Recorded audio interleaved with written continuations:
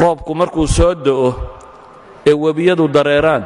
5 bilyan oo tan oo kimikala bay badda geliyaan oo nooluhu u baahan yahay hadduu dhulku abaarsado baddana waa abaarsanaysaa roobkaasi hadduu di'i waayo ilaahay muxuu yidhi wa fi samaa'i risqukum wamaa tuucaduun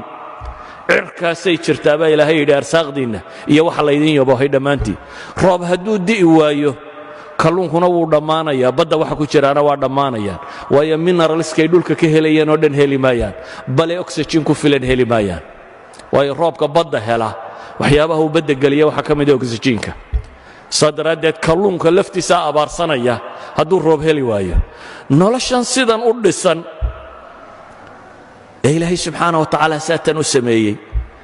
biyuhu khasaa'ista ay leeyihiin noolaha kaloo dhamme ma leh kimikaliska kaloo dhamme ma leh walidaalik biyuhu markay 4 degree gaadhaan baa densitigoodu ugu culus yihi hadday ka hoos maraan waa maxay wuu fududaadaa waa sababta ilaahay ugu talagalay in badda waxa ku noolaaday ku nool yihiin wailaa hadday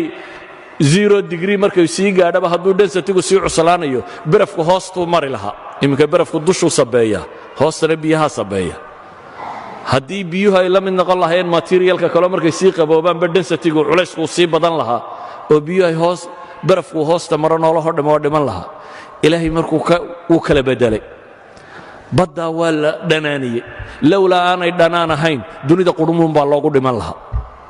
milixdaa ay tahay ee leedahay ayaa badda waxa ku bakhtiyey iyo waxaynu ku gurayno iyo waxoo dhan urtooda bedeli lahaa wa ilaa dunidoo dhamme ur bay u dhiman lahayd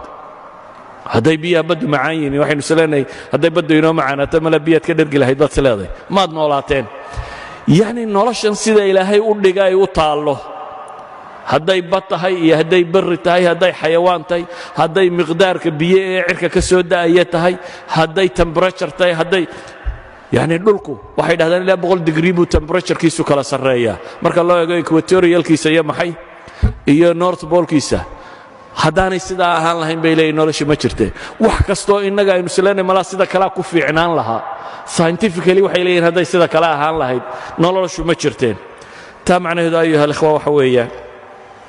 dunida tan aynu ku nool lahay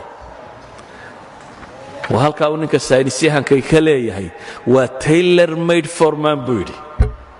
waa bahal loo dawaariyey bini aadamka loo dawaariyey waa ilaa intanoo dhamm inay sudfa ku dhacdo koojanis ay ku dhacdo waa waxaan suurtagal ahayn waa anaynu shalay soo tilmaamnay wax allaaliya waxay sheegayeena koojaniskoo dhamm inaan waxba ka jirin waa laba daliil waxa aan sheegay mid waa qadiyatu taskhiir ama mabda anthropic oo ah bini aadamka noloshiisa in waxaan loogu talagalay in kownkan cid musammima oo sii takhtiitiso ku talagashay noloshaasi inay ka jiri karto ay jirtaa ka labaadna waxa weeyaan inuu fine tuned yahay meel kasta halkay saaran tahay haddii in yar dhanun looga dhaqaajiyo plus or minus dhanku u dhaqaaqaba inaan noloshu jiraynin daliilka saddexaad ee aan tilmaamayno daliil kastaaba saacad u qaadan laha haddii la sharxayo waa daliilu liijaad aw ilxuduud waa daliilkay falaasafadii horena daliishan jirtay iftiinka cadceedda ilaahay subxaana wa tacaala enerjigu inaga siiyaa noolahoo dhammi ku noolyihi waayo haddaan enerjigeeda la haynin dunida wax chemical reaction oo ka dhici lahaaba ma jiro caleenta yaree geedka ku taalla waa warshadda ugu weynee dunida ku dul taalla uguna qayliya buuq yar soo moogada caleentu inay tahay waxa noolaha dunida kor saaran oo dhan quudiya waxa noolaha kor saaran dunidoo dhan geedka iyo xoolaha iyo waxoo dhan caleen baa soo saarta waxay cunayaan caleentu geedkay soo saartaa wuxuu cunayo geedkana xoolo iyo wax nool oo dhan baa daaqa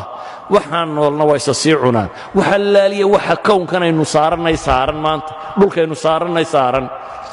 warshadda keliga soo saartaa waa caleentaa yar iyana photosynthesis yaroo ay cadceedda inooga qabato ayay farsamadoo dhan ku samaysa ilaahay subxaana wa tacaala ifkaasuu cirka ka keenay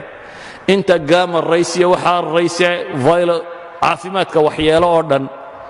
atmosferigaa laynagaga celiyey spectrumka atmosferiska lightka soo dhaafaa intuu yahay waa inta noloshu ay u baahantahy 7 colorskan iyo inta yare ku xigxigta xataa badda markuu ku dhaco iftiinkaas maalan casaanku spectrumkan badda markay biyaha nalku ku dhaco casaanku 18 mitir buu ku dhammaadaa daadminis 20 mitir haddaad badda quusto nabar kugu dhaco dhiiggaaga arki maysid waayo wax casaan la yidhahdaba kama jiraan yalowgu markaad 100 mitir gaadhaa buu dhammaanayaa greenki iyo buluugu waxay dhammaadaan maxay 240 mitir waayo iyagu waa kuwa photosynthesiska sida si dhirta baddu ay u baxdo noolaha badda ku jira si uu geedkiisu u bixi karo ilaahay subxaanahu wa tacaala nalalka kaloo dhan meesha sokaa lagu reebay laakiin greenka iyo buluuga photosynthesiska waxay ka kariyaan dhirtu cunnada ka sameeyaana ilaahay wuu sii daayey ilaahay ay ka gaadhaysa 240 mitir roobkaa cirka ka soo da'aya biyaha ilaahay wuxuu ka dhigay dissolvable wax kastaaba ku milmi karaan inta ugu badan mineralsku waxay ku milmaan waa biyaha